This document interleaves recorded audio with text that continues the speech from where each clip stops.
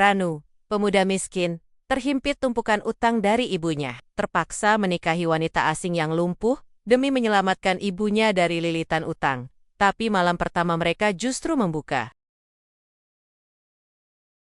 Ranu menghela napas panjang yang terasa menyesakan, seolah seluruh beban hidupnya berkumpul di paru-paru. Udara panas ibu kota, bercampur debu jalanan yang tak kunjung reda, menusuk hidungnya dengan bau anyir keputusasaan. Biasanya, setelah hujan reda, ia bisa menikmati aroma petrikor yang menenangkan, menyejukkan sanubarinya. Namun kini, yang tersisa hanyalah aroma pengap kegelisahan, mencengkeram erat di setiap sudut kontrakan sempitnya. Di atas meja kayu kusam, yang sudah lapuk dimakan usia, tergeletak selembar surat peringatan dari bank. Berwarna merah menyala seperti bara api, seolah siap membakar habis sisa-sisa harapannya. Di sampingnya, tumpukan tagihan dengan angka-angka fantastis menjulang tinggi, mengejek kemiskinannya yang tak berujung. Ibunya, satu-satunya permata dalam hidup Ranu, kini terbaring lemah di rumah. Tubuhnya kurus kering dimakan penyakit dan kekhawatiran yang sama. Wanita parubaya itu, yang telah mengorbankan setiap tetes keringat dan air mata demi dirinya, kini tak berdaya. Lilitan utang yang menumpuk bagai gunung es, mengancam untuk menelan mereka berdua hidup-hidup, menghancurkan fondasi hidup yang selama ini Ranu coba bangun dengan sekuat tenaga. Setiap desah napas Ranu adalah pertanyaan yang menghimpit, tak berujung. Sampai kapan ia harus menanggung beban seberat ini? Sampai kapan ibunya harus menderita dalam diam, menahan sakit fisik? Ia merasa tak berdaya, seolah takdir telah berkonspirasi untuk mengimpitnya hingga tak mampu lagi bernapas, tak mampu lagi bermimpi. Pagi itu, sebuah pemandangan tak terduga menyentak ketenangan kontrakan kumuh Ranu.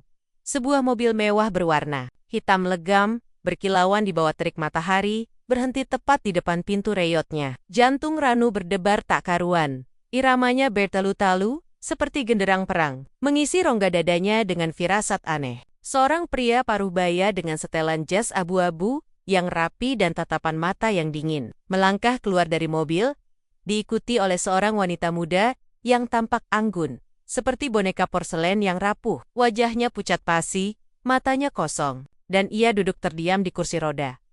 Selimut tipis menutupi sebagian kakinya yang tertutup gaun panjang. Maya Loren, nama itu sudah sering ia dengar akhir-akhir ini. Berbisik-bisik dari mulut tetangga, menyebar dari telinga ke telinga. Wanita asing kaya raya, pewaris perusahaan multinasional, yang dikabarkan baru saja mengalami kecelakaan tragis, hingga membuatnya lumpuh. Ranu tak pernah sekalipun membayangkan akan berhadapan langsung dengannya. Apalagi dalam situasi yang begitu tak masuk akal seperti ini. Pria berjas itu, dengan suara datar tanpa emosi, memperkenalkan dirinya sebagai Tuan Alpha, pengacara Maya Loren. Suaranya terdengar seperti mesin yang mengucapkan deretan angka, hampa dari perasaan. Ia menelusuri setiap sudut kontrakan Ranu yang sederhana, dari dinding yang mengelupas hingga lantai yang retak, seolah sedang menilai bukan hanya harta benda, melainkan juga harga diri seseorang. Kami datang dengan sebuah tawaran, Tuan Ranu. Yukep Tuan Alpha, suaranya menusuk, tanpa basa-basi. Nona Loren membutuhkan seorang suami, dan Anda, Tuan Ranu, adalah kandidat yang kami pilih. Ranu terdiam. Otaknya serasa membeku, berusaha mencerna setiap kata yang meluncur dari bibir Tuan Alpha. Menikah dengan wanita yang bahkan tak ia kenal, wanita yang terikat di kursi roda, tampak begitu rapuh dan tak berdaya. Pikiran itu terasa begitu absurd, bagai lelucon pahit yang dipertontonkan takdir kepadanya. Ia melirik ke arah Maya yang hanya diam, tatapan matanya tertuju pada jendela, seolah enggan menatapnya. Ada gurat kesedihan mendalam di wajah ayu itu, namun juga sesuatu yang sulit ia definisikan. Seperti sebuah rahasia yang tersembunyi rapat di balik topeng ketenangan. Tawaran itu datang tanpa pengantar, tanpa perkenalan lebih jauh, langsung menusuk ke inti permasalahan. Ranu merasa seperti bidak catur yang sedang dimainkan oleh kekuatan yang jauh lebih besar darinya, kekuatan yang tak mampu ia lawan. Tuan Alpha melanjutkan, seolah tak peduli dengan keterkejutan Ranu. Sebagai imbalannya, semua utang ibu Anda akan kami lunasi. Selain itu, Anda akan mendapatkan sejumlah uang tunai yang cukup untuk memulai hidup baru. Dan tentu saja, kehidupan yang layak di kediaman Nona Loren, semua biaya pengobatan ibu Anda juga akan kami tanggung sepenuhnya. Mata Ranu membelalak lebar, tak percaya. Semua utang dilunasi, pengobatan ibunya ditanggung sepenuhnya, sejumlah uang tunai yang dijanjikan, ini adalah tawaran yang tak bisa ia tolak.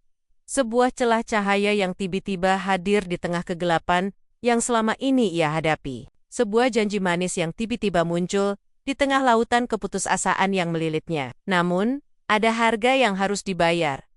Sebuah harga yang terasa begitu mahal bagi harga dirinya. Ia harus menyerahkan kebebasannya, menikahi seorang asing demi uang, demi menyelamatkan ibunya. Hatinya bergejolak hebat antara rasa syukur yang membuncah tak terkira dan rasa perih yang menggerogoti karena harus mengorbankan sebagian dari dirinya. Ia memandang Maya sekali lagi. Wanita itu masih menatap keluar jendela.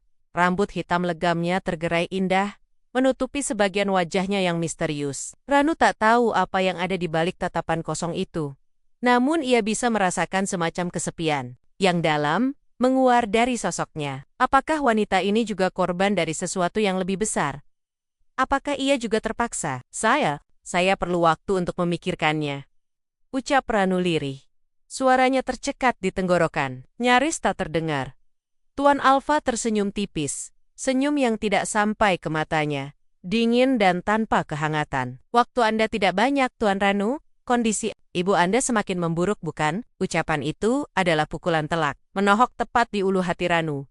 Tuan Alfa sudah tahu segalanya, latar belakangnya, kelemahannya. Ini bukan sekadar tawaran. Ini adalah paksaan yang halus. Sebuah jebakan yang diperhalus dengan kata-kata manis. Ranu merasa terjebak dalam pusaran keputusan yang mengerikan. Ia tahu, ia tak punya pilihan lain. Demi ibunya, ia harus melakukannya. Demi wanita yang telah melahirkannya, ia akan mengorbankan apapun, bahkan kebahagiaannya sendiri yang samar. Maya tiba-tiba menoleh. Matanya bertemu dengan mata Ranu untuk pertama kalinya. Ada kilatan aneh di sana, semacam campuran antara keputusasaan yang mendalam dan sesuatu yang lain, yang tak bisa Ranu mengerti. Senyum tipis terukir di bibirnya. Senyum yang tampak begitu palsu, begitu dipaksakan, seolah ditarik oleh benang. Tak terlihat, terima saja Ranu, bisiknya dengan suara serak, hampir seperti desauan angin. Ini akan menyelamatkan kita berdua. Kata-kata itu menggema di telinga Ranu, membawa semacam kelegaan yang samar, namun juga ketidakpastian yang dalam. Menyelamatkan mereka berdua? Apakah Maya juga terpaksa dalam pernikahan ini? Pertanyaan itu berkelebat dalam benaknya. Namun tak ada waktu untuk mencari jawaban. Waktu terus berputar, tak berhenti sedetik pun. Dan pilihan ada di tangan Ranu. Ia menelan ludah, membayangkan wajah ibunya yang pucat dalam benak. Tidak ada yang lebih penting dari keselamatan ibunya, dari senyum lega yang mungkin akan terbit di wajahnya pada ekernia. Ranu mengangguk perlahan. Sebuah gerakan kecil namun syarat makna. Sebuah keputusan besar telah diambil. Sebuah keputusan yang akan mengubah seluruh jalan hidupnya, membelokkannya ke arah yang tak pernah ia duga. Ia tidak tahu apa yang menantinya di masa depan. Di balik gerbang rumah mewah Maya Loren yang menjulang tinggi itu, ia hanya tahu bahwa ia telah mengikatkan dirinya pada sebuah takdir yang belum terkuak. Sebuah takdir yang terasa begitu asing, namun penuh dengan janji dan rahasia yang dalam, menanti untuk dipecahkan. Perasaan campur aduk itu membanjiri dirinya, antara kepasrahan total dan sedikit harapan yang samar. Seolah setitik cahaya di ujung terowongan panjang, ia berharap, di balik segala kepalsuan dan transaksi ini, ia bisa menemukan sesuatu yang nyata, sesuatu yang bisa ia pegang erat, sesuatu yang bisa ia sebut miliknya. Keputusan Ranu untuk menikahi Maya Loren menyebar cepat seperti api di tengah ilalang kering. Bisikan-bisikan tak percaya tentang nasib baiknya yang mendadak, tentang pria sederhana yang akan hidup bersama wanita kaya, menjadi santapan empuk gosip harian di lingkungan kontrakannya yang padat. Beberapa tetangga menatapnya dengan iri, lainnya dengan simpati yang meragukan. Namun, di balik semua gunjingan dan tatapan itu, Ranu merasakan beban yang semakin berat menghimpit dadanya. Jauh lebih berat dari tumpukan utang yang sebentar lagi akan lunas. Persiapan pernikahan dilakukan dengan kecepatan yang membuat kepalanya pening. Seolah waktu bergerak lebih cepat dari biasanya. Tak ada perayaan meriah. Tak ada tawariang sanak keluarga yang berkumpul. Hanya formalitas yang dingin dan cepat, diselimuti aura asing. Dokumen-dokumen tebal disodorkan kepadanya, penuh dengan klausul hukum yang rumit, dengan istilah-istilah yang sebagian besar tak ia pahami. Ia hanya tahu satu hal. Ini adalah bagian dari kesepakatan. Sebuah harga yang harus dibayar demi kebebasan. Setiap tanda tangan yang ia bubuhkan terasa seperti rantai yang mengikatnya. Satu persatu beberapa hari, sebelum hari-hari, Ranu dibawa ke sebuah butik mewah, tempat yang tak pernah ia bayangkan akan ia kunjungi, untuk mencoba setelan jas. Di sana, ia melihat dirinya di cermin, mengenakan pakaian yang terasa asing di tubuhnya. Terlalu mahal, terlalu rapi. Jas hitam dengan bahan mahal itu terasa seperti topeng. Seolah ia sedang berpura-pura menjadi orang lain, menjadi sosok yang bukan dirinya. Di sudut ruangan yang berlimpah kemewahan, Maya juga mencoba gaun pengantinnya. Gaun putih bersih yang menjuntai indah. Namun entah mengapa, gaun itu terlihat muram di tubuhnya. Seolah kehilangan kilau kebahagiaan yang seharusnya ada. Maya tampak seperti patung lilin yang begitu sempurna, namun tanpa ekspresi, tanpa persekan. Ia tidak tersenyum, tidak tertawa, hanya membiarkan penata busana melakukan tugasnya dengan tenggen-tenggen dingin. Ranu merasakan gelombang kesedihan yang begitu mendalam, melingkupi Maya, sesuatu yang begitu pekat, hingga terasa menusuk hatinya. Apakah wanita ini juga terjebak? Apakah ini juga merupakan bentuk pengorbanan baginya, sama seperti dirinya? Satu momen ketika mata mereka bertemu di pantulan cermin yang besar, Maya tersenyum tipis, senyum yang sama dengan yang ia tunjukkan saat mereka pertama kali bertemu, sebuah senyum yang menyimpan 1000 makna tak terucap. Kita akan melakukannya, bisiknya. Suaranya nyaris tak terdengar, seperti hembusan angin. Kata-kata itu terdengar seperti pengingat, sebuah janji yang mereka berdua harus penuhi, meski tanpa kehendak penuh dari hati yang tulus. Ranu merasakan gelombang dingin menyapu dirinya. Ia tak yakin apakah ini adalah pernikahan yang sebenarnya. Pernikahan yang didasari cinta dan ikatan jiwa, atau hanya sebuah sandiwara yang mereka berdua harus mainkan demi kebaikan pihak lain. Demi sebuah kesepakatan, ia menelan ludah, berusaha mengusir segala keraguan yang bercokol di benaknya. Kata-kata itu menjadi mantra, pegangan utamanya di tengah pusaran kegelisahan yang tak berkesudahan. Pernikahan dilangsungkan di sebuah ruang serbaguna hotel bintang 5 yang sepi, nyaris tanpa tamu. Hanya beberapa kerabat Maya yang hadir, semuanya tampak dingin dan jauh, seperti bayangan yang bergerak tanpa suara, tanpa ekspresi. Tidak ada pesta, tidak ada tawa riang, tidak ada kehangatan, hanya sumpah pernikahan yang diucapkan dengan suara bergetar, disaksikan oleh mata-mata yang tidak menunjukkan kehangatan berarti. Ranu melihat ibunya di kursi roda, tampak sedikit lebih baik, wajahnya tidak sepucat sebelumnya setelah menerima perawatan awal dari biaya yang diberikan oleh keluarga Maya. Ada senyum tipis di bibir ibunya, senyum lega yang tulus, senyum harapan yang menggetarkan hati Ranu. Melihat itu, hati Ranu sedikit menghangat. Setidaknya, pengorbanannya tidak sia-sia. Setidaknya, ibunya akan baik-baik saja, bisa melewati masa sulit ini. Namun, di samping kelegaan itu, ada juga rasa kosong yang mendalam. Sebuah hampa yang tak bisa ia jelaskan. Ranu merasa seperti boneka yang digerakkan oleh tali takdir, tanpa kendali atas hidupnya sendiri. Ia telah menyerahkan dirinya, jiwa dan raganya, demi orang yang ia cintai. Tapi, bagaimana dengan dirinya sendiri? Bagaimana dengan kebahagiaannya yang entah kapan akan ia temukan? Pertanyaan-pertanyaan itu terus mengusik, menjadi bisikan-bisikan kecil di tengah keheningan yang mencekam, seolah menertawakan pilihan hidupnya. Saat mengucapkan janji suci, Ranu melirik Maya. Wanita itu juga tampak tegang, tangan mungilnya mencengkeram erat lengan kursi roda, jari-jarinya memutih menahan rasa. Ada semacam kesakitan yang tak terlukiskan di matanya, seperti luka yang terus menganga, belum menemukan penawar. Setelah upacara singkat yang terasa seperti mimpi buruk, Ranu dan Maya dipersilakan menuju kediaman baru mereka. Sebuah rumah megah dengan arsitektur klasik yang menjulang tinggi, dikelilingi taman yang luas dan terawat sempurna, dipenuhi bunga-bunga eksotis yang harum semerbak. Gerbang besi tempa yang menjulang tinggi terbuka secara otomatis, seolah menyambut mereka ke dalam dunia yang sama sekali berbeda. Dunia yang tak pernah ia kenal. Di dalam, kemewahan terpancar dari setiap sudut. Perabot antik yang bernilai tinggi, lukisan-lukisan mahal yang tergantung anggun di dinding. Lampu kristal yang berkilauan indah memantulkan cahaya. Namun, bagi Ranu, semua kemegahan itu terasa dingin, kosong, dan tidak ramah. Seolah tak ada jiwa di dalamnya. Ia merasa seperti pengganggu, Orang asing yang tiba-tiba dilemparkan ke dalam sebuah dimensi yang bukan miliknya. Sebuah dunia yang terasa begitu jauh dari kehidupannya yang sederhana. Para pelayan yang berbaris, rapi menyambut mereka dengan hormat, membungkuk dalam-dalam. Namun tatapan mereka tetap profesional, tanpa kehangatan yang berarti. Seolah ia hanya seorang tamu, bukan pemilik rumah. Ranu merasakan perbedaan status yang begitu jelas. Jurang pemisah antara dirinya yang sederhana dengan dunia baru yang ia masuki. Ia membayangkan bagaimana rasanya hidup di tempat seperti ini, setiap hari, setiap jam.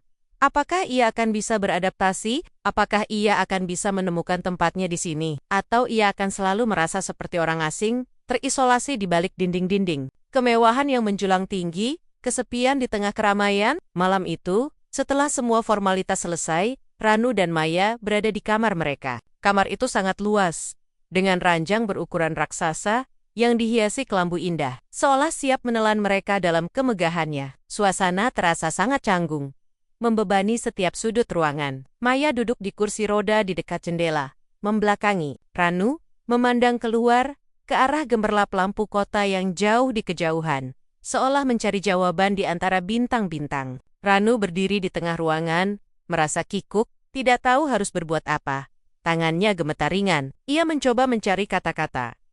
Sesuatu yang bisa memecah keheningan, yang memekakan telinga. Namun kata-kata itu terasa sulit ditemukan. Tercekat di tenggorokan. Maya, panggil Ranu lembut, suaranya sedikit bergetar. Maya tidak bergeming. Ia masih menatap keluar, seolah sedang mencari sesuatu yang hilang di antara bintang-bintang yang bersembunyi di balik awan. Ranu merasa ragu, namun ia tahu ia harus mencoba. Ia mendekati Maya perlahan. Hatinya berdebar tak karuan. Ia tidak tahu apa yang harus ia harapkan. Apa yang akan terjadi di malam pertama pernikahan mereka yang tak lazim ini. Ia hanya tahu bahwa ia harus memulai. Harus mencoba membangun jembatan di antara mereka berdua. Sebuah jembatan yang tak pernah ia bayangkan akan ia bangun. Malam itu, di dalam kamar yang megah namun dingin, sebuah babak baru dalam hidup Ranu telah dimulai. Sebuah babak yang penuh dengan ketidakpastian, namun juga menyimpan misteri yang dalam, menanti untuk dipecahkan. Keheningan di kamar mewah itu terasa memekakkan telinga, membebani Ranu dengan beban yang tak terlukiskan. Udara terasa dingin, meskipun pendingin ruangan sudah dimatikan. Seolah ada dinding tak kasat mata yang memisahkan dirinya dan Maya. Berdiri di belakang Maya, melihat punggung rapuh wanita itu. Bahunya yang sedikit bergetar, seolah menahan tangis yang tak kunjung pecah. Lampu malam yang redup hanya menyoroti siluet mereka berdua, menciptakan bayangan panjang yang menari di dinding, menambah kesan misterius pada malam itu. Ranu tahu, ini adalah malam pertama mereka sebagai suami istri, sebuah malam yang seharusnya dipenuhi dengan kehangatan dan janji-janji masa depan. Namun, yang ada hanyalah jarak yang membentang luas, kebingungan yang menyesakkan, dan pertanyaan-pertanyaan yang tak terjawab berputar-putar di benaknya. Ia menelan ludah, mencoba mengumpulkan keberanian yang entah dari mana asalnya. Maya, Ranu memanggil lagi. Suaranya lebih lembut dari sebelumnya, penuh kehati-hatian, seolah takut memecahkan sesuatu yang rapuh. Apakah ada yang bisa kulakukan untukmu? Maya masih tak bergeming, tatapannya terpaku pada kegelapan. Di luar jendela, seolah mencari jawaban di antara bintang-bintang yang tersembunyi di balik awan Jakarta, yang dipenuhi polusi cahaya. Sebuah desah napas berat lolos dari bibirnya. Sebuah desah yang dipenuhi kesedihan dan keputusasaan yang begitu dalam, menusuk hati Ranu. Ranu merasakan gelombang simpati yang kuat mengalir dalam dirinya. Terlepas dari segala alasan yang melandasi pernikahan ini, ia melihat seorang wanita yang terluka, yang terperangkap dalam kesendiriannya yang pekat. Ia ingin menolongnya, ingin setidaknya mengurangi beban yang dipikul wanita itu. Bahkan, jika itu hanya sedikit, ia melangkah lebih dekat, ragu-ragu mengangkat tangannya, ingin menyentuh bahu Maya, memberikan sedikit kekuatan, sedikit kehadiran yang nyata. Tiba-tiba, tanpa diduga, Maya bergerak. Ia perlahan mengangkat tangannya dari kursi roda menyurongnya ke sisi tubuhnya. Lalu dengan gerakan yang tak terduga, yang begitu halus namun penuh tekad, ia menekan kakinya ke lantai. Ranu terpaku di tempat. Matanya membelalak tak percaya. Jantungnya serasa berhenti berdetak. Napasnya tercekat di tenggorokan. Perlahan, sangat perlahan, Maya Loren Wanita yang selama ini ia kira lumpuh. Wanita yang selalu terkurung di kursi roda, mulai berdiri tegak. Otot-otot kakinya, yang terlihat lemah dan tak berdaya, kini menopang tubuhnya dengan sempurna. Tanpa gemetar, ia berdiri di sana, membelakangi Ranu, dengan punggung tegak dan bahu yang tak lagi bergetar. Seolah semua beban telah terlepas darinya. Cahaya redup malam menyinari rambut hitamnya yang indah, menciptakan aura misteri yang menyelimuti dirinya. Ranu merasa seperti tersambar petir di siang bolong. Dunia di sekelilingnya seolah berputar. Realitas yang ia kenal mendadak runtuh. Napasnya tercekat di tenggorokan. Suara terkesiap tertahan. Ini tidak mungkin. Ia menggosok matanya, berpikir mungkin ia sedang bermimpi. Atau otaknya sedang mempermainkannya dengan ilusi. Tapi Maya nyata, berdiri tegak di depannya. Sosoknya jelas di tengah remangnya cahaya. Ia bukan wanita lumpuh yang Ranu kira. Rasa kaget yang luar biasa bercampur dengan kebingungan. Bahkan sedikit kemarahan membanjiri dirinya. Mengapa? Ia berpura-pura. Mengapa mereka semua berbohong kepadanya? Menyusun kebohongan yang begitu rapi. Sebuah kebohongan besar yang telah mengubah seluruh hidupnya, menyeretnya ke dalam pernikahan aneh ini. Maya, Ranu akhirnya bisa mengeluarkan suara. Meskipun terbata-bata, suaranya nyaris tak dikenali. Bagaimana ini bisa terjadi? Maya perlahan berbalik. Matanya yang selama ini tampak kosong, kini memancarkan sorot kesedihan yang mendalam, bercampur dengan rasa takut dan penyesalan yang tak tertahankan. Air mata mulai mengalir di pipinya, membasahi wajah ayunya yang pucat. Ia menatap Ranu. Tatapan yang penuh dengan permohonan maaf dan penderitaan yang tak terucapkan, seolah meminta pengertian dari Ranu. Ia tidak menjawab, hanya terus menatap. Ranu seolah mencari pemahaman, mencari penerimaan di mata pria itu. Ranu melihat kerapuhan yang luar biasa di balik topeng ketenangan Maya, sebuah kerapuhan yang tak pernah ia duga akan ia temukan. Aku minta maaf Ranu, bisik Maya. Suaranya parau, pecah oleh tangis. Terdengar begitu menyakitkan. Aku tidak bermaksud membohongimu. Ranu masih terpaku. Pikirannya berpacu kencang, mencoba menyusun kepingen informasi yang baru saja ia terima. Ia ingin marah, ia ingin menuntut penjelasan yang rinci. Tapi melihat air mata Maya yang terus mengalir, melihat penderitaan yang terpancar jelas di wajahnya, kemarahannya meredup, digantikan oleh rasa kasihan yang mendalam dan keinginan kuat untuk memahami. Ada sesuatu yang lebih besar di balik semua ini. Sesuatu yang jauh lebih rumit dari sekadar kebohongan sederhana. Ia melangkah maju, mendekati Maya yang masih berdiri kaku, rapuh, namun memancarkan kekuatan yang aneh. Kenapa kau berpura-pura Maya? Tanya Ranu. Suaranya lebih tenang sekarang, namun masih terselip nada kebingungan yang tak bisa ia sembunyikan. Maya terisak. Ia menutup wajahnya dengan kedua telapak tangan, seolah tak sanggup menatap Ranu. Tak sanggup menunjukkan kelemahannya. Aku tidak bisa, bisik Nia lagi. Isakannya semakin keras, memilukan. Aku tidak bisa melepaskan diri dari ini. Aku takut. Takut akan apa? Ranu merasakan hatinya tersentuh oleh penderitaan Maya. Ia mengulurkan tangannya, ragu-ragu, menyentuh bahu Maya. Kulitnya terasa dingin. Seperti patung marmer yang indah, namun tanpa kehidupan. Perlahan, Maya menurunkan tangannya. Matanya yang sembab menatap Ranu, kini ada kilatan tekad di sana, bercampur dengan ketakutan yang masih memudar. Seperti bara api yang kembali menyala. Ada rahasia besar Ranu, ucap Maya, suaranya. Kini lebih jelas, meskipun masih bergetar. Ia menarik napas dalam-dalam, seolah mengumpulkan kekuatan. Tentang kecelakaan itu, Aku bukan korban biasa. Ada seseorang yang menginginkanku seperti ini. Terkurung, tak berdaya. Pengakuan itu seperti bom yang meledak di dalam kamar, memecah keheningan malam. Ranu merasakan napasnya tertahan, tubuhnya kaku. Seseorang yang menginginkan Maya lumpuh, ini bukan sekadar kecelakaan, ini adalah konspirasi, sebuah kejahatan terencana. Otaknya berpacu, mencoba menghubungkan titik-titik yang selama ini terpisah. Membentuk gambaran yang mengerikan. Ada apa sebenarnya dengan kecelakaan itu? Siapa yang bertanggung jawab? Dan mengapa Maya begitu takut hingga rela berpura-pura? Rasa kaget Ranu kini digantikan oleh rasa penasaran yang membakar. Dan juga kekhawatiran yang mendalam untuk keselamatan Maya. Maya melangkah mundur, kembali ke kursi rodanya, lalu duduk perlahan. Seolah tubuhnya mendadak kehilangan kekuatan, kembali pada persona wanita yang tak berdaya. Ia meraih selimut dan menutup kakinya, kembali pada peran yang selama ini ia mainkan. Ia menatap Ranu dengan tatapan penuh permohonan, seolah memohon pengertian dan kesabaran. Aku tidak bisa menceritakannya sekarang, Ranu, ucapnya lirih, nyaris tak terdengar. Ini terlalu berbahaya bagiku, dan juga bagimu. Aku hanya bisa memberimu sedikit petunjuk. Ranu merasakan frustrasi yang memuncak. Ia ingin tahu semuanya sekarang juga.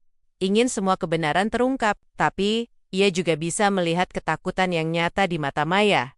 Sebuah ketakutan yang begitu mendalam. Ia tahu, ia tidak bisa memaksa wanita ini. Ia harus memberinya waktu. Namun, ia juga tahu, rahasia ini adalah kunci untuk memahami segalanya. Kunci untuk memahami siapa Maya sebenarnya. Dan kunci untuk memahami mengapa ia terjerat dalam pernikahan aneh ini. Petunjuk apa, Maya? Tanya Ranu. Suaranya tegas, namun tidak memaksa, lebih ke arah memohon. Maya terdiam sejenak, memejamkan mata, seolah sedang mengumpulkan keberanian yang tersisa. Kecelakaan itu bukan kecelakaan biasa, bisiknya. Suaranya nyaris tak terdengar, gemetar. Ada seseorang yang sengaja melakukannya. Seseorang yang sangat dekat denganku. Dan aku punya bukti. Bukti yang bisa menghancurkan mereka semua. Kata-kata itu menggantung di udara, menciptakan ketegangan yang mencekam. Seolah ada bom waktu yang sedang berdetak. Ranu menatap Maya, hatinya dipenuhi dengan berbagai emosi. Kaget yang mendalam, kemarahan yang membara, simpati yang tulus, dan sebuah tekad yang kuat yang belum pernah ia rasakan sebelumnya. Ia tidak tahu apa yang menunggunya di depan. Namun ia tahu satu hal. Ia tidak bisa membiarkan Maya menghadapi ini sendirian. Pernikahan ini mungkin dimulai dengan sebuah paksaan, sebuah kesepakatan dingin. Namun kini, ada sesuatu yang lebih besar yang dipertaruhkan. Ada sebuah rahasia yang tersembunyi. Sebuah rahasia yang bisa mengubah segalanya, termasuk pandangannya tentang cinta dan pengorbanan yang sesungguhnya. Ranu merasakan dorongan kuat untuk melindungi wanita ini, untuk membantunya, untuk menemukan kebenaran di balik semua kebohongan ini dan membebaskannya dari belenggu ketakutan. Malam itu, di tengah kegelapan yang pekat, sebuah babak baru dalam hidup mereka berdua telah dimulai. Sebuah babak yang penuh dengan bahaya, namun juga janji akan sebuah kebenaran yang membebaskan. Malam pertama yang seharusnya menjadi awal kebersamaan, justru menjadi titik balik yang mengguncang dunia Ranu. Pagi hari tiba dengan samar, membawa serta beban baru, namun juga sebuah pemahaman yang lebih dalam. Ranu terbangun dengan pikiran yang masih kalut, bayangan Maya yang berdiri tegak, lalu kembali duduk di kursi roda, terus berputar di benaknya seperti film lama yang diputar berulang kali. Ia menatap Maya yang masih terlelap di ranjang di sampingnya. Wajahnya tampak damai dalam tidur. Seolah semua beban yang ia pikul telah terlepas sementara waktu. Ranu menyadari, wanita ini bukanlah sekadar wanita lumpuh yang ia nikahi demi uang. Ada lapisan-lapisan misteri yang menyelubunginya. Sebuah kisah yang jauh lebih kompleks dan menyakitkan, menanti untuk dipecahkan. Saat Maya terbangun, Ranu mencoba mendekatinya dengan lebih lembut. Hatinya dipenuhi kehati-hatian. Ia membawa sarapan ke kamar. Meskipun Maya bersikeras ia bisa melakukannya sendiri, sebuah kebiasaan yang masih sulit ia lepaskan. Ada rasa canggung yang samar di antara mereka. Namun juga sebuah pemahaman baru yang mulai tumbuh. Maya cedak lagi, sepenuhnya menyembunyikan kerapuhannya. Ia berbicara lebih banyak, meskipun masih sering terdiam dan melarikan pandangan, seolah khawatir akan terlalu banyak mengungkapkan.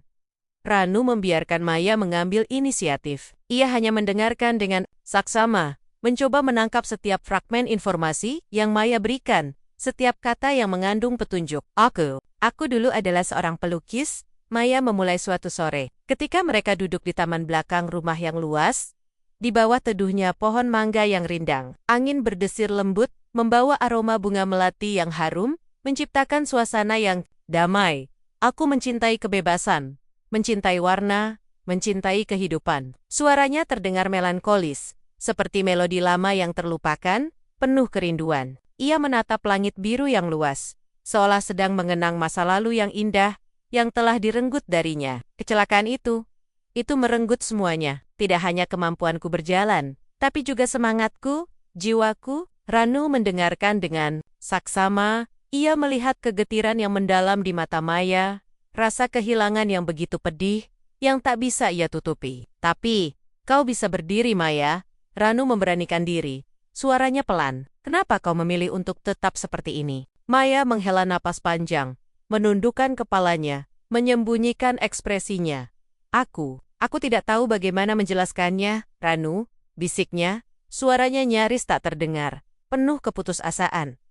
Ada trauma yang begitu besar, rasa takut yang mencekik setiap kali aku mencoba berdiri, kenangan tentang hari itu, tentang orang itu. Semuanya kembali. Aku merasa seperti akan jatuh, akan hancur berkeping-keping. Ia mencengkeram erat sandaran kursi rodanya. Jari-jarinya memutih, seolah mencari pegangan yang nyata di tengah ketakutannya. Kursi roda ini seperti sel penjara, bagiku, tapi juga perlindungan. Sebuah benteng dari dunia luar. Ranu merasakan hatinya terenyuh. Ia mulai memahami. Ini bukan hanya tentang kelumpuhan fisik, tetapi juga kelumpuhan emosional yang jauh lebih parah.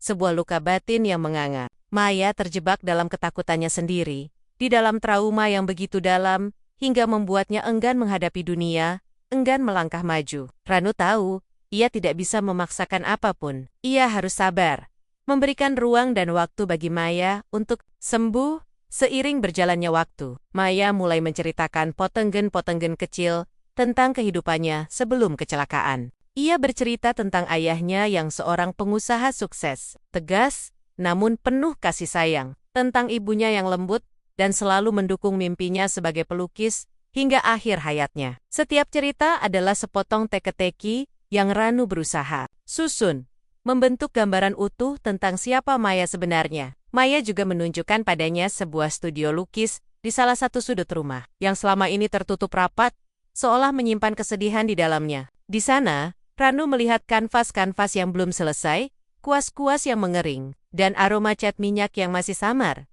memudar dimakan waktu. Ada sebuah lukisan yang hampir selesai, menggambarkan seorang wanita dengan tatapan sendu, wajahnya mirip dengan Maya, namun dengan cahaya kehidupan yang berbeda di matanya. Lebih hidup dan penuh semangat. Ini lukisanku terakhir sebelum... Maya tidak melanjutkan kalimatnya, namun Ranu mengerti. Sebelum kecelakaan itu, sebelum kehidupannya berubah drastis, sebelum ia kehilangan segalanya, Ranu merasakan dorongan kuat untuk membangkitkan kembali semangat itu dalam diri Maya. Ia tahu, kesembuhan fisik Maya tidak akan ada artinya jika jiwanya tetap terkurung, terpenjara oleh masa lalu. Ranu juga menceritakan tentang kehidupannya yang sederhana, tentang ibunya yang ia cintai, tentang perjuangannya sebagai buruh harian. Maya mendengarkan dengan penuh perhatian. Sesekali tersenyum tipis, sebuah senyum yang kini terasa lebih tulus. Perlahan, dinding di antara mereka mulai runtuh. Retak demi retak, mengungkapkan sisi lain dari diri mereka. Mereka tidak berbicara tentang cinta, tidak ada romantisme yang dipaksakan, atau kata-kata manis. Hanya ada pengertian, simpati, dan sebuah ikatan yang perlahan terbentuk dari rasa saling percaya. Sebuah benang tak terlihat yang mengikat mereka. Ranu mulai melihat Maya bukan hanya sebagai wanita kaya yang terpaksa ia nikahi, tetapi sebagai seorang manusia yang terluka, yang membutuhkan bantuannya, yang layak untuk ia lindungi. Suatu malam, ketika Ranu sedang membaca di ruang keluarga, ditemani cahaya lampu yang hangat, Maya datang mendekatinya. Ia tidak menggunakan kursi roda, melainkan berjalan perlahan, tertatih-tatih, sambil berpegangan pada dinding. Ranu segera berdiri, ingin membantunya, namun Maya menggelengkan kepala, senyum tipis mengembang di bibirnya. Aku harus mencoba. Ranu, ucapnya dengan suara bergetar, namun ada tekad yang membara di sana. Sebuah semangat perlawanan. Aku harus mencoba melangkah. Ranu menatapnya dengan penuh kekaguman. Ia melihat keberanian yang luar biasa di balik ketakutan Maya. Sebuah keberanian yang memukau. Ia tidak menawarkan bantuan, hanya berdiri di sampingnya, siap sedia jika Maya membutuhkan sandaran. Setiap langkah kecil yang Maya ambil adalah sebuah kemenangan, sebuah perlawanan terhadap trauma yang selama ini mengurungnya sebuah langkah menuju kebebasan. Ranu tahu, ini adalah sebuah kemajuan yang signifikan. Ini adalah bukti bahwa Maya mulai membuka diri, mulai mencoba melawan iblis-iblis dalam dirinya, mulai berani menatap masa depan. Meskipun masih ada rahasia besar yang belum terungkap, kehadiran Ranu secara perlahan mulai menjadi penawar bagi luka-luka Maya. Ia tidak memaksa, ia tidak menuntut, ia hanya ada di sana, menjadi pendengar yang baik, menjadi seseorang yang bisa dipercaya sepenuhnya. Maya mulai lebih sering tersenyum, meskipun senyum itu masih tipis dan seringkali diselimuti kesedihan yang samar. Hubungan mereka, yang dimulai dari sebuah transaksi dingin, kini mulai bergeser ke arah yang tak terduga. Sebuah jembatan kepercayaan sedang dibangun bata demi bata, di tengah puing-puing masa lalu yang kelam. Ranu tahu, mereka masih harus melewati banyak rintangan. Namun ia juga tahu, ia tidak sendirian. Ia punya Maya, dan Maya punya dirinya. Dan mungkin, hanya mungkin, mereka bisa menemukan kebenaran yang membebaskan mereka berdua, membawa mereka menuju kehidupan yang lebih cerah. Hari demi hari berlalu di kediaman Loren yang megah, diselimuti kemewahan yang kini terasa sedikit lebih akrab bagi Ranu. Aroma keheningan yang sebelumnya begitu dominan dan mencekam, kini perlahan tergantikan oleh suara tawa samar Maya, atau sesekali obrolan ringan mereka berdua yang mengisi ruang. Ranu mulai terbiasa dengan rutinitas barunya, dengan kemewahan yang dulu terasa asing dan tak terjangkau. Namun, yang paling penting, ia mulai terbiasa dengan kehadiran Maya. Wanita itu tidak lagi hanya menjadi sebuah beban atau kewajiban, melainkan seseorang yang ia ingin lindungi. Seseorang yang ia ingin pahami lebih dalam, seolah Maya adalah sebuah buku yang terus ia baca. Maya, di sisi lain, juga semakin menunjukkan sisi dirinya yang asli, melampaui topeng ketenangan yang selama ini ia kenakan. Ia tidak lagi sepenuhnya menyembunyikan kerapuhannya. Ia terkadang akan membagikan fragmen kenangan masa kecilnya, tentang ayahnya yang seorang pengusaha sukses, tegas namun penuh kasih, tentang ibunya yang lembut, dan selalu mendukung mimpinya, sebagai pelukis hingga akhir hayatnya. Ranu mendengarkan dengan sabar. Setiap cerita adalah sebuah kepingan puzzle yang membantunya mengenal Maya lebih jauh, membentuk gambaran utuh tentang wanita di sampingnya. Ia melihat binar di mata Maya setiap kali ia berbicara tentang seni, tentang warna, tentang keindahan dunia yang pernah ia cintai. Ranu tahu, semangat itu masih ada di dalam diri Maya, terpendam di balik luka-luka masa lalu yang dalam. Suatu pagi, Ranu menemukan Maya sedang mencoba melukis di studio lamanya. Hanya koretan-koretan acak di kanvas kosong. Seolah tangannya masih kaku, jiwanya masih terbelenggu oleh ketakutan dan trauma. Ranu mendekat perlahan, tidak ingin mengganggu konsentrasi Maya. Ia hanya duduk di sampingnya, menemaninya dalam keheningan yang nyaman. "Lukisanmu indah, Maya," ucap Ranu lembut, menatap coretan abstrak yang masih belum berbentuk itu, mencoba melihat keindahan di baliknya. Maya menoleh, tatapannya sedikit terkejut, namun kemudian mengulas senyum tipis yang tulus, sebuah senyum yang kini lebih sering ia tunjukkan. Ini hanya untuk mengusir rasa bosan, elaknya. Meskipun Ranu bisa melihat gurat kebahagiaan samar di wajahnya. "Aku tidak tahu apakah aku masih bisa melukis seperti dulu, Ranu." "Kau pasti bisa," Ranu meyakinkan, menatap mata Maya dengan keyakinan penuh. Semangat itu tidak akan pernah hilang, mungkin hanya tersembunyi sebentar, menunggu untuk bangkit kembali. Kata-kata Ranu, sederhana namun tulus, seolah menembus dinding pertahanan Maya. Wanita itu terdiam sejenak, menatap kanvas di depannya, lalu menoleh kembali kepada Ranu. Ada kilatan baru di matanya, semacam harapan yang mulai bersemi. Sebuah bunga yang mekar di tengah kegersangan. Ia tidak mengatakan apa-apa, hanya terus menatap Ranu. Sebuah tatapan yang penuh dengan makna yang tak terucapkan. Lebih dari sekadar kata-kata. Sejak hari itu, Maya mulai lebih sering menghabiskan waktu di studionya, meskipun ia masih sering menyerah di tengah jalan, didera keraguan. Ranu selalu ada di sana, menemaninya, memberikan dukungan tanpa syarat, menjadi tiang sandaran yang kokoh. Hubungan mereka mulai bergeser dari sekadar pernikahan, paksa menjadi sebuah ikatan yang lebih dalam. Ada rasa saling peduli yang muncul, secara alami, tanpa paksaan, tanpa skenario. Ranu terkadang akan menyiapkan teh hangat untuk Maya di sore hari yang dingin, atau membawakannya buku-buku yang ia pikir akan menarik minat Maya, sesuatu yang bisa mengalihkan perhatiannya dari masa lalu. Maya, di sisi lain, mulai lebih memperhatikan kebutuhan Ranu. Ia akan menanyakan tentang ibunya, memastikan kondisi ibunya membaik, Atau terkadang, ia akan meminta Koki menyiapkan makanan kesukaan Ranu, menunjukkan perhatian kecil yang berarti besar. Ada satu sore, ketika Ranu sedang membantu Maya merapikan buku-buku di perpustakaan pribadi Maya yang luas. Sebuah kotak tua yang tersembunyi di balik tumpukan buku-buku usang menarik perhatiannya. Kotak kayu berukir itu tampak kuno, seolah menyimpan banyak cerita. "Apa ini, Maya?" tanya Ranu, mengambil kotak itu dengan hati-hati. Maya menoleh, matanya sedikit membesar, ekspresinya berubah tegang. "Oh, itu hanya kenangan lama," ucapnya cepat, suaranya sedikit tegang dan gugup.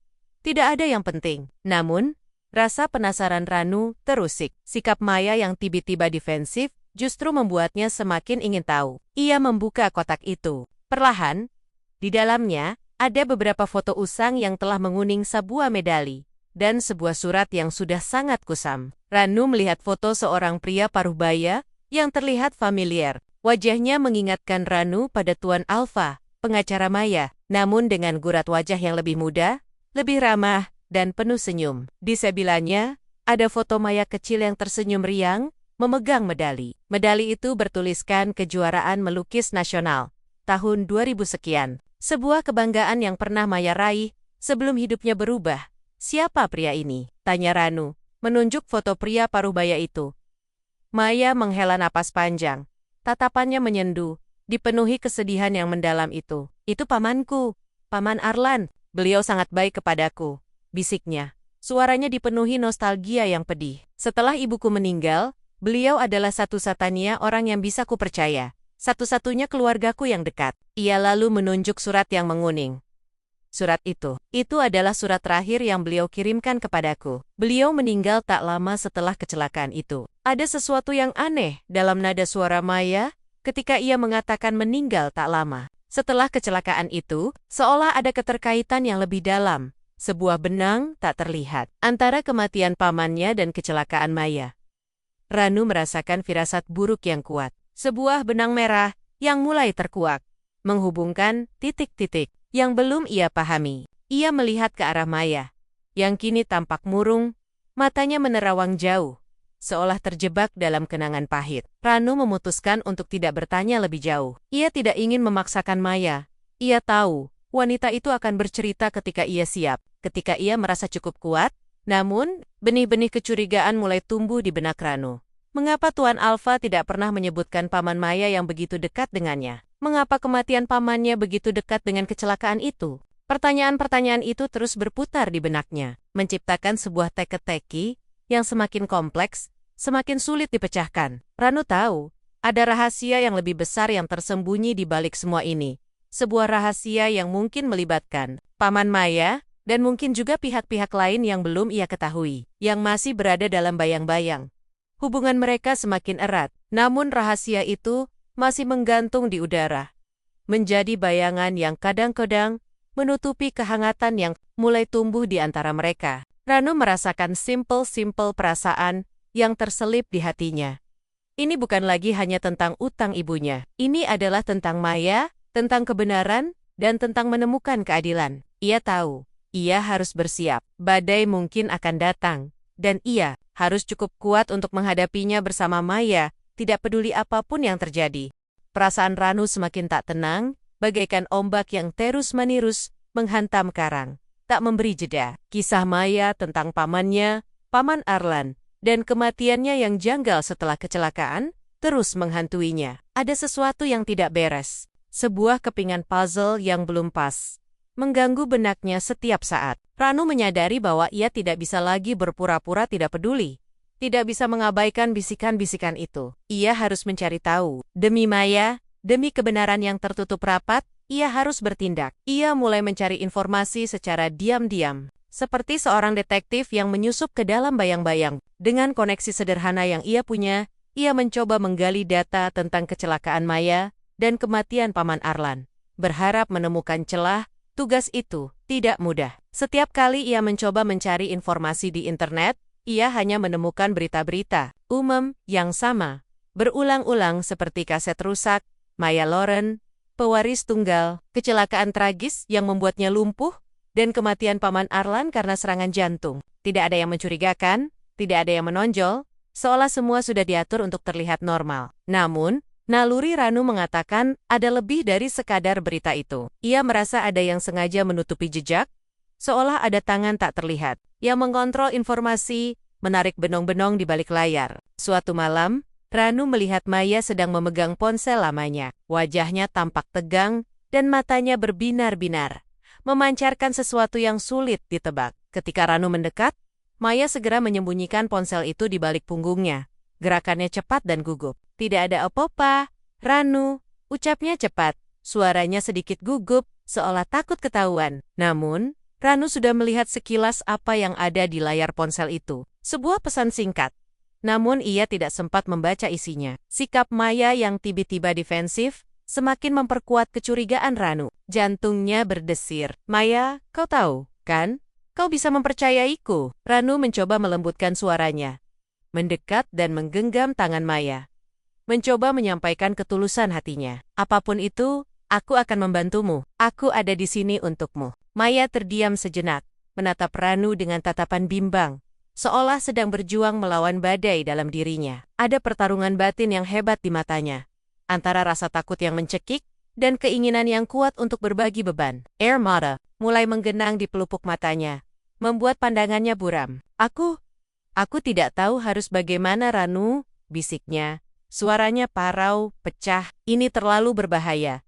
Mereka akan melakukan apa saja untuk melindungi rahasia ini. Siapa mereka, Maya? Tanya Ranu, mendesak dengan lembut namun penuh tekad. Siapa yang kau maksud? Maya menghela napas panjang. Isakan kecil lolos dari bibirnya, sebuah suara yang memilukan.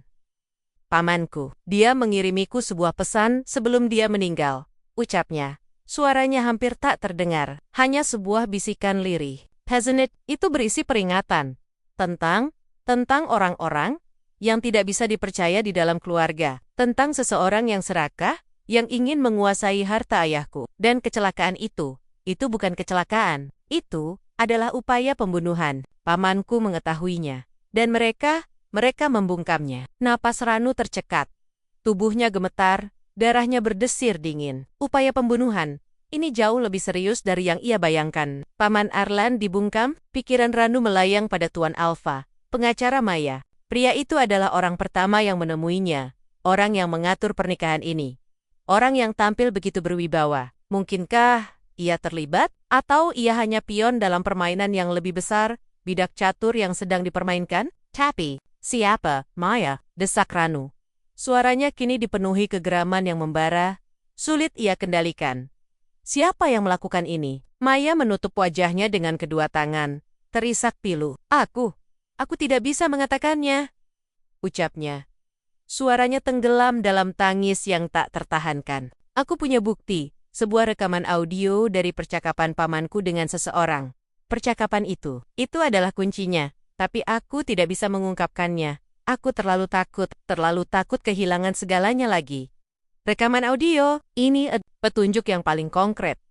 Sebuah secercah cahaya di tengah kegelapan. Ranu tahu ia harus mendapatkan rekaman itu, apapun caranya. Di mana rekaman itu, Maya? Tanya Ranu. Suaranya tegas, namun tidak memaksa, hanya ingin mengetahui kebenaran. Maya menggelengkan kepala, terisak. Air matanya membasahi pipi. Tidak, Ranu. Kau tidak boleh tahu. Terlalu berbahaya. Aku sudah menyembunyikannya di tempat yang sangat aman.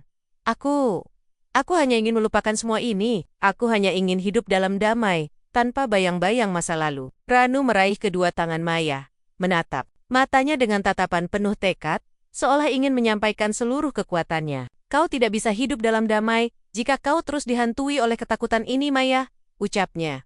Kita harus menghadapinya bersama. Aku tidak akan membiarkanmu menghadapi ini sendirian. Aku bersumpah. Pada malam itu, Ranu memutuskan untuk mengambil tindakan. Ia menyadari bahwa Maya terlalu trauma untuk menghadapi kebenaran itu sendiri. Ia harus menjadi kekuatannya, menjadi perisainya. Ia harus mencari bukti-bukti lain, bukti yang bisa menguatkan rekaman audio itu, bukti yang tak terbantahkan. Ranu mulai memperhatikan setiap detail kecil di rumah. Ia memeriksa setiap dokumen yang ada, setiap arsip lama yang tersimpan rapi, setiap percakapan yang ia dengar dari para pelayan, mencari anomali. Ia mulai mencari jejak-jejak yang memudar, Bisikan masa lalu yang mungkin bisa mengarah pada kebenaran yang sesungguhnya. Ranu juga diam-diam mulai mengamati Tuan Alpha.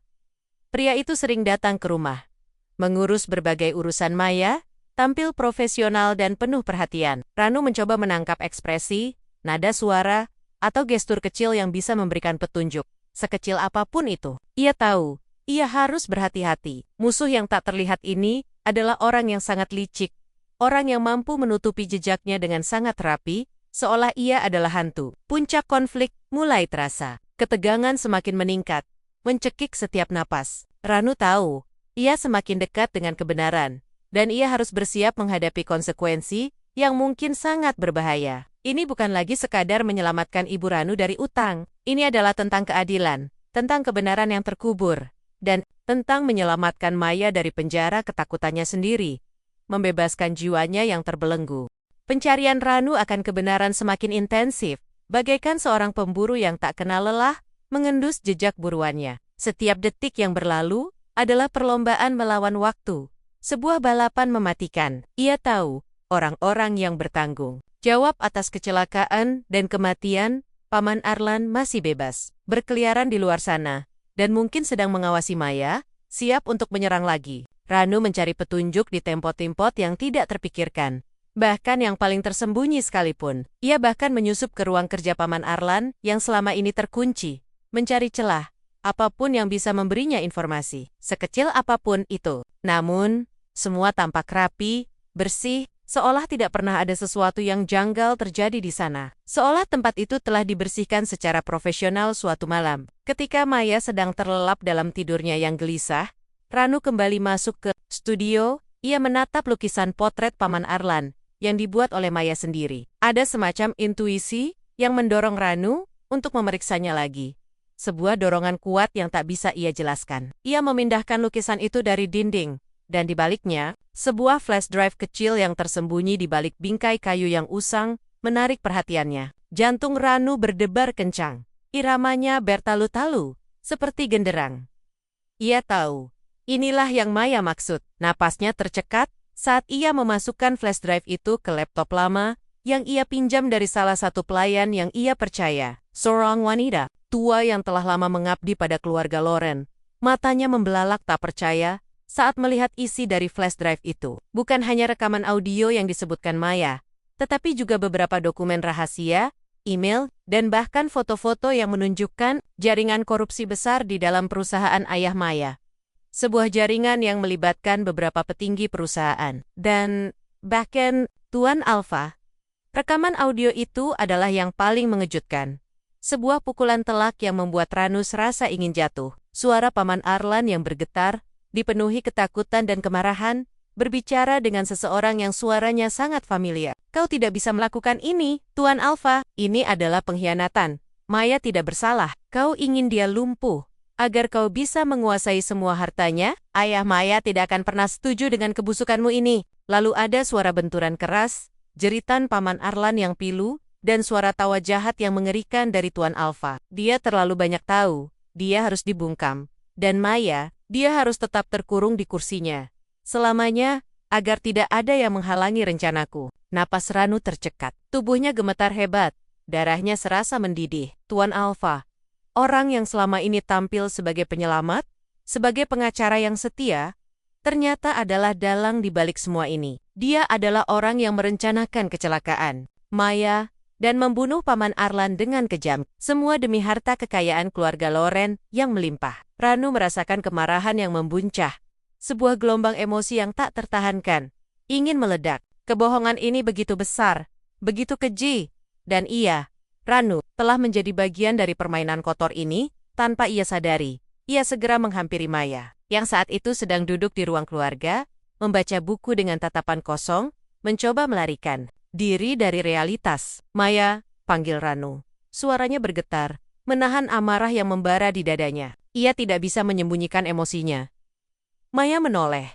Melihat raut wajah Ranu yang tegang dan mata yang memancarkan api, ia segera menyadari ada sesuatu yang serius. Apa itu Ranu? Tanyanya. Suaranya sedikit gemetar. Firasat buruk mulai merayapi dirinya. Ranu menunjukkan flash drive itu, tangannya sedikit gemetar. Ini, ucap Ranu. Suaranya syarat emosi, berat dengan kebenaran yang baru saja ia temukan. Ini adalah bukti yang kau sembunyikan. Rekaman percakapan Paman Arlan dengan Tuan Alpha, dia yang merencanakan semua ini. Maya, dia yang ingin kau lumpuh, dia yang membunuh pamanmu. Demi harta keluargamu, dia memanfaatkan kepercayaan kalian. Wajah Maya memucat pasi, seperti kertas putih tanpa darah. Matanya membelalak, air mata langsung mengalir deras, membasahi pipinya. Ia berusaha meraih flash drive itu. Tangannya gemetar hebat, seolah tak sanggup memegang kebenaran yang begitu pahit. Tidak mungkin, bisiknya. Suaranya nyaris, tak terdengar, pecah oleh kepedihan. Paman Alpha, dia adalah orang yang kupercaya. Dia seperti ayah keduaku. Ranu melihat kehancuran di mata Maya, sebuah kehancuran yang tak terlukiskan. Ia tahu, pengungkapan ini adalah pukulan telak bagi wanita itu. Sebuah pengkhianatan yang paling menyakitkan. Ia telah mempercayai orang yang salah. Orang yang telah menghancurkan hidupnya dengan kejam. Ranu memeluk Maya erat, mendekapnya dalam pelukannya, membiarkan wanita itu menangis di bahunya, menumpahkan segala kepedihan dan amarahnya. Ia merasakan rasa sakit Maya, rasa pengkhianatan yang begitu dalam, seolah ia ikut merasakannya. Ini adalah puncak dari konflik emosional Maya, sebuah titik di mana ia harus menghadapi kebenaran pahit yang selama ini ia hindari, yang selama ini ia kubur dalam-dalam. Aku tidak tahu harus bagaimana, Ranu, isak Maya, suaranya tercekat, tersendat-sendat. Aku takut, aku tidak bisa menghadapi ini. Aku merasa sangat sendirian. Kau tidak akan menghadapi ini sendirian, Maya, ucap Ranu tegas, memegangi wajah Maya, menatap matanya dengan tatapan penuh tekad, ingin meyakinkannya. Aku bersamamu. Kita akan menghadapi ini bersama. Kita akan mencari keadilan untuk pamanmu dan untuk dirimu. Kita akan menunjukkan kepada dunia siapa Tuan Alpha sebenarnya. Kita akan membuat dia membayar atas kejahatannya. Maya memejamkan mata, membiarkan air mata terus mengalir, membasahi wajahnya yang sembab. Kepalanya dipenuhi dengan kenangan-kenangan masa lalu, senyum ramah Tuan Alpha yang selalu menghiasi wajahnya, nasihatnya yang terlihat tulus. Dan kini semua itu berubah menjadi topeng kebusukan yang menjijikan, sebuah ilusi yang menipu. Rasa sakit karena pengkhianatan itu jauh lebih perih daripada rasa sakit fisik yang ia alami akibat kecelakaan. Namun, di tengah kehancuran itu, ia merasakan kekuatan baru yang mengalir dari Ranu. Pria sederhana ini, yang ia nikahi karena paksaan, kini menjadi satu-satunya orang yang bisa ia percaya, satu-satunya harapannya. Malam itu, Ranu dan Maya menghabiskan waktu dengan merencanakan langkah selanjutnya, menyusun strategi dalam diam, penuh kehati-hatian. Mereka tahu, Tuan Alpha adalah orang yang berkuasa, dengan koneksi yang luas, dan tentakel yang menjulur kemana-mana. Mereka tidak bisa bertindak sembarangan. Mereka harus menyusun strategi yang matang, mengumpulkan bukti yang tak terbantahkan, dan mencari sekutu yang bisa dipercaya, yang berani melawan kekuatan Tuan Alpha. Maya, meskipun masih terguncang, mulai menunjukkan kembali tekad lamanya. Semangat perlawanan yang dulu pernah ia miliki. Tekad untuk melawan, untuk mencari keadilan, dan untuk bangkit dari keterpurukannya.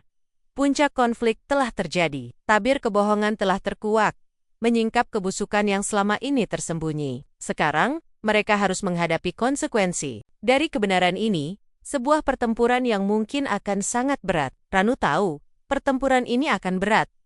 Mungkin berbahaya, mengancam nyawa mereka. Tapi, ia tidak takut. Ia memiliki Maya di sisinya.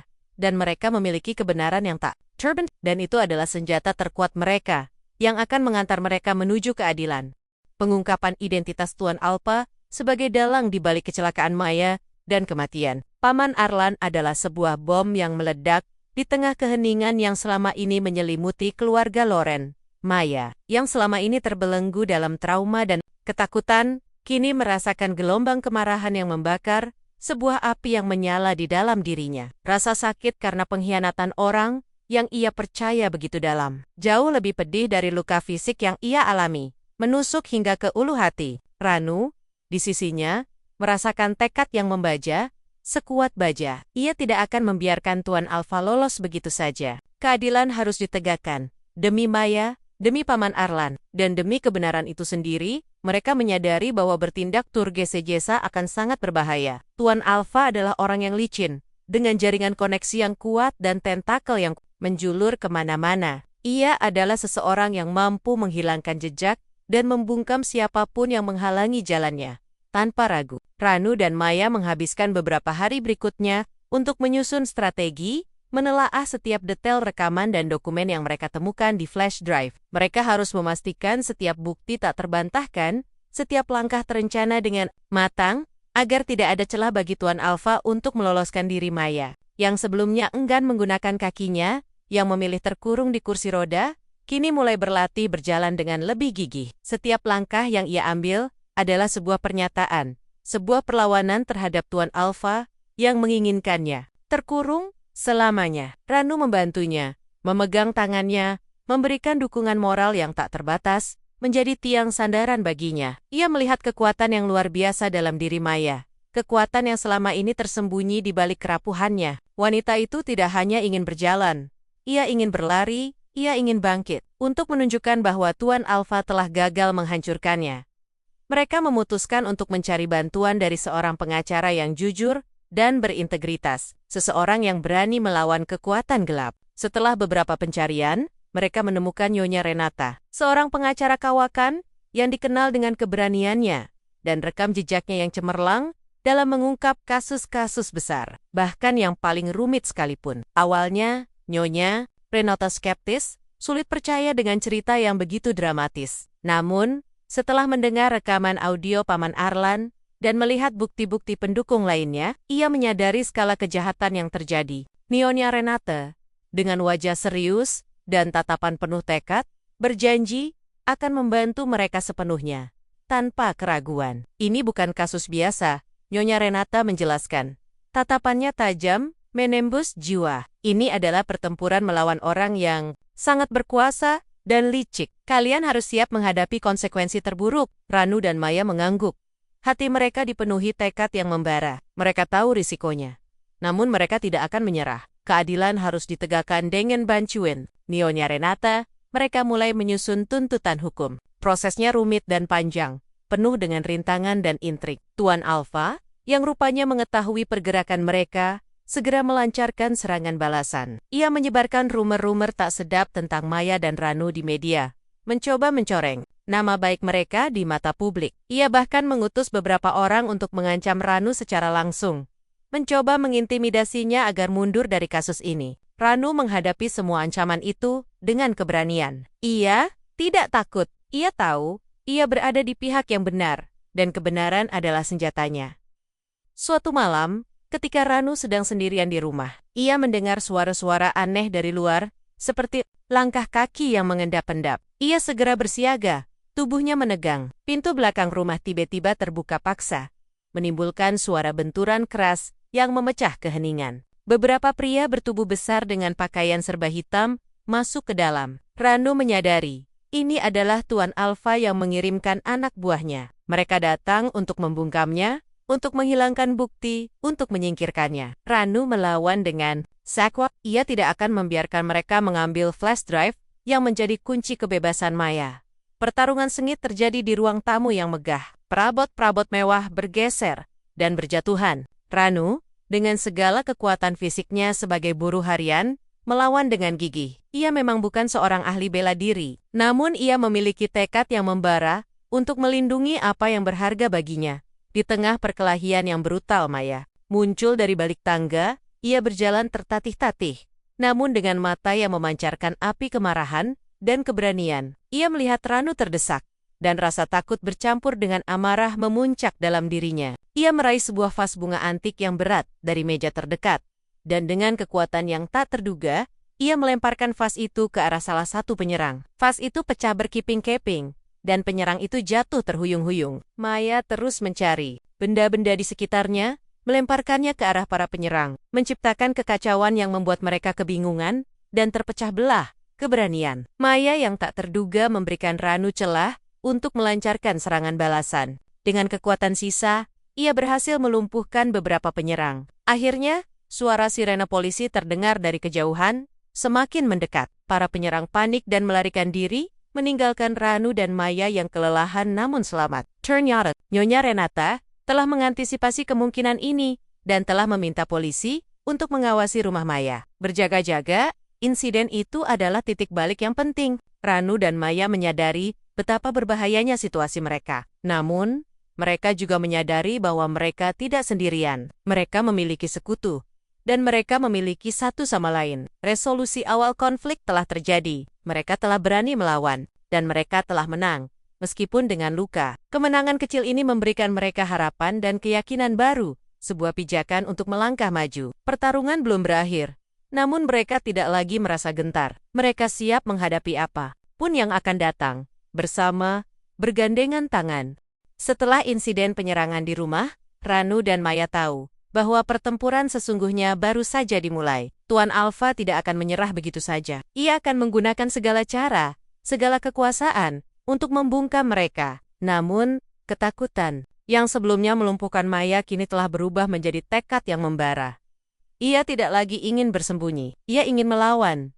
Dengan bukti-bukti kuat yang mereka miliki, rekaman audio, dokumen-dokumen korupsi, dan kesaksian Maya, Nyonya Renata mulai bergerak cepat. Ia mengajukan tuntutan hukum terhadap Tuan Alpha atas percobaan pembunuhan berencana terhadap Paman Arlan, dan penipuan besar-besaran terkait aset keluarga Loren.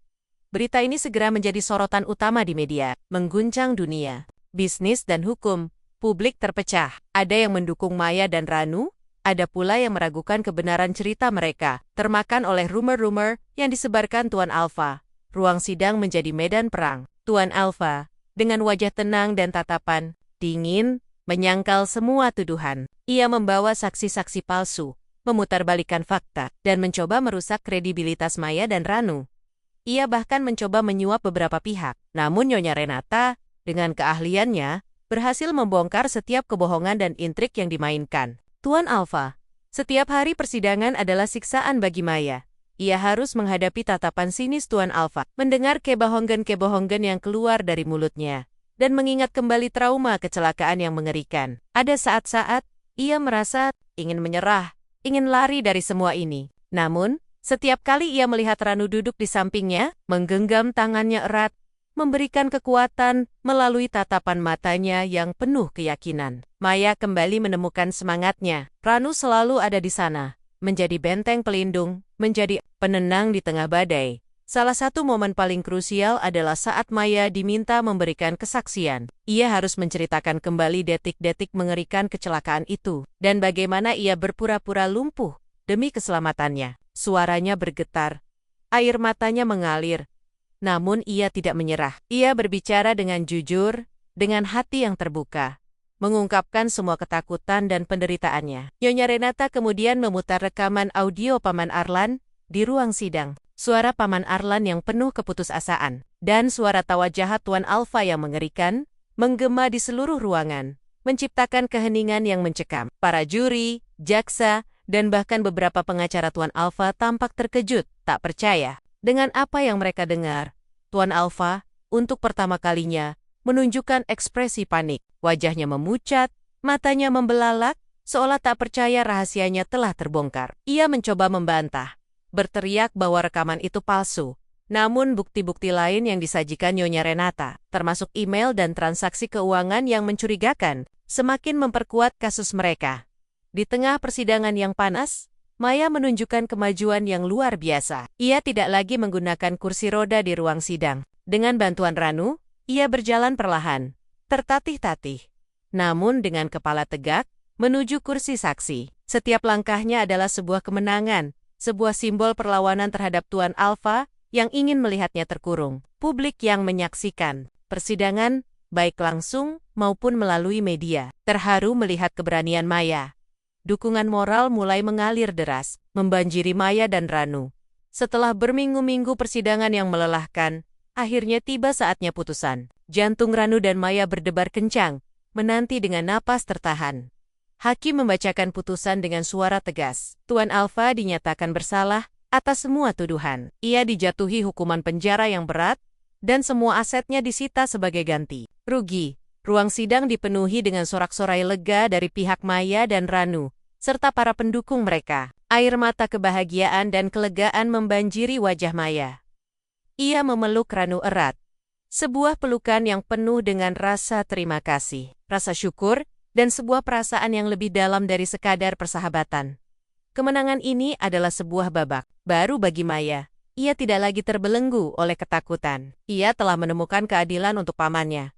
Dan ia telah membebaskan dirinya sendiri dari bayang-bayang masa lalu. Proses rehabilitasi fisik dan mental Maya berjalan lebih cepat. Ayaimu bisa berjalan tanpa bantuan, meskipun masih harus berlatih. Senyum tulus kembali menghiasi wajahnya, tawa riangnya kembali terdengar, memenuhi rumah megah itu dengan kehangatan. Ia kembali melukis, dengan semangat yang lebih membara dari sebelumnya. Menuangkan segala emosi dan pengalamannya ke atas kanvas. Lukisan-lukisannya kini lebih berwarna, lebih hidup, mencerminkan jiwanya yang telah pulih. Ranu menatap Maya, hatinya dipenuhi kebahagiaan yang tulus. Ia melihat wanita yang dulu rapuh dan penuh ketakutan, kini telah bangkit, menjadi sosok yang kuat dan penuh semangat. Hubungan mereka, yang dimulai dari sebuah kesepakatan dingin, kini telah berkembang menjadi sesuatu yang jauh lebih dalam. Lebih berarti, mereka tidak lagi hanya suami istri di atas kertas, tetapi dua jiwa yang saling mendukung, saling menguatkan, dan saling mencintai. Meskipun pertempuran hukum telah usai, Ranu tahu bahwa perjalanan mereka masih panjang. Mereka harus membangun kembali kehidupan Maya, mengembalikan nama baiknya, dan memastikan perusahaan keluarga Loren kembali ke jalur yang benar. Namun, ia tidak gentar. Ia memiliki Maya di sisinya, dan mereka memiliki cinta yang telah tumbuh di tengah badai. Dan itu adalah modal terpenting mereka untuk menghadapi masa depan, apapun yang akan terjadi. Kemenangan di pengadilan membawa kelegaan yang luar biasa. Sebuah beban berat yang terangkat dari pundak Ranu dan Maya. Tuan Alfa telah mendekam di penjara, dan keadilan untuk Paman Arlan serta Maya akhirnya terwujud. Namun, sisa-sisa dari badai itu masih terasa. Media masih memberitakan kisah mereka, dan tatapan publik masih tertuju pada Maya, yang kini dikenal sebagai simbol keberanian dan keteguhan hati. Proses penyembuhan, baik fisik maupun emosional, masih harus terus berjalan. Butuh waktu Maya, setelah vonis Tuan Alfa, merasakan sebuah kebebasan yang belum pernah ia rasakan sebelumnya. Rasa takut yang selama ini membelenggunya telah lenyap. Ia tidak lagi terbebani oleh bayang-bayang masa lalu. Ia mulai secara aktif menjalani terapi fisik, dan yang lebih penting, ia mulai melukis lagi. Studio yang dulu sunyi, kini dipenuhi dengan gemericik kuas di atas kanvas, dan aroma cat minyak yang familiar, memenuhi udara dengan inspirasi. Lukisan-lukisan Maya kini lebih cerah, lebih penuh warna, memancarkan harapan dan kehidupan, mencerminkan jiwanya yang telah pulih. Ia tidak lagi melukis dengan tatapan sendu, melainkan dengan semangat yang membara, seolah ingin mengejar waktu yang hilang. Ranu selalu ada di sisinya, menjadi pendukung terbesarnya. Ia belajar banyak tentang seni, tentang bagaimana memahami emosi yang Maya tuangkan dalam setiap goresan kuasnya. Mereka sering menghabiskan sore hari di studio. Ranu membaca buku-buku yang ia sukai, sementara Maya melukis dengan penuh konsentrasi. Ada sebuah keheningan yang nyaman di antara mereka. Sebuah keheningan yang penuh dengan pengertian dan cinta yang mendalam. Tak perlu diucapkan dengan kata-kata. Kini, Maya tidak lagi terpaku pada kursi roda. Ia berjalan dengan percaya diri, meskipun terkadang masih sedikit tertatih. Sebuah pengingat akan perjalanannya yang sulit. Setiap langkahnya adalah sebuah perayaan atas kemenangan melawan trauma dan ketakutan yang mencekiknya. Ia bahkan mulai berencana untuk mengadakan pameran seni, menampilkan karya-karyanya yang baru, yang menceritakan perjalanannya dari kegelapan menuju cahaya. Ini adalah cara Maya untuk berbagi kisahnya, untuk menginspirasi orang lain, dan untuk menunjukkan bahwa luka bisa sembuh, dan kebenaran selalu akan menemukan jalannya. Tak peduli seberapa lama ia tersembunyi. Hubungan Ranu dan Maya, yang dimulai dari sebuah pernikahan transaksional yang dingin, kini telah berkembang menjadi sebuah ikatan cinta yang tak tergoyahkan. Ranu tidak pernah membayangkan akan menemukan kebahagiaan sejati dengan cara ini. Ia melihat Maya bukan hanya sebagai wanita kaya, tetapi sebagai jiwa yang indah, kuat, dan penuh kasih. Dan Maya melihat Ranu sebagai pahlawan sejati, pria yang tulus, berani, dan selalu ada di sisinya. Tanpa pamrih, tanpa mengharapkan balasan, ia telah menemukan rumah dalam diri Ranu.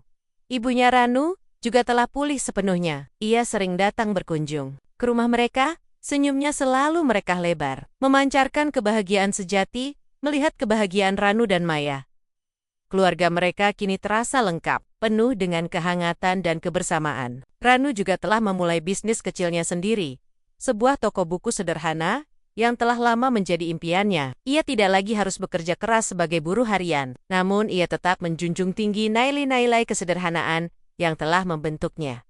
Beberapa waktu kemudian, sebuah acara amal besar diadakan di galeri seni milik Maya. Pameran lukisannya dibuka untuk umum, dan semua hasil penjualannya akan disumbangkan untuk yayasan yang membantu korban kekerasan dan trauma. Maya berdiri di samping lukisan terbarunya, sebuah potret dirinya dan Ranu yang sedang bergandengan tangan, berjalan di padang rumput yang luas dengan latar belakang matahari terbit yang cerah. Lukisan itu memancarkan harapan, kekuatan, dan cinta yang tulus. Melihat semua itu, Ranu merasakan sebuah kebahagiaan yang tak terlukiskan. Perjalanan mereka mungkin dimulai dengan kepahitan dan paksaan, namun berakhir dengan senandung kebahagiaan yang merdu. Mereka telah membuktikan bahwa cinta bisa tumbuh di tempat yang tak terduga, dan bahwa kebenaran selalu akan menemukan jalannya, membawa serta kesembuhan dan harapan baru. Maya, yang dulu terkurung dalam kursi roda dan ketakutannya, kini telah bangkit, tidak hanya secara fisik, tetapi juga secara jiwa. Dan Ranu, pria sederhana yang terpaksa menikahi seorang asing, kini telah menemukan takdir sejatinya, menjadi pahlawan bagi wanita yang ia cintai, dan menjadi bagian dari senandung kehidupan baru yang indah.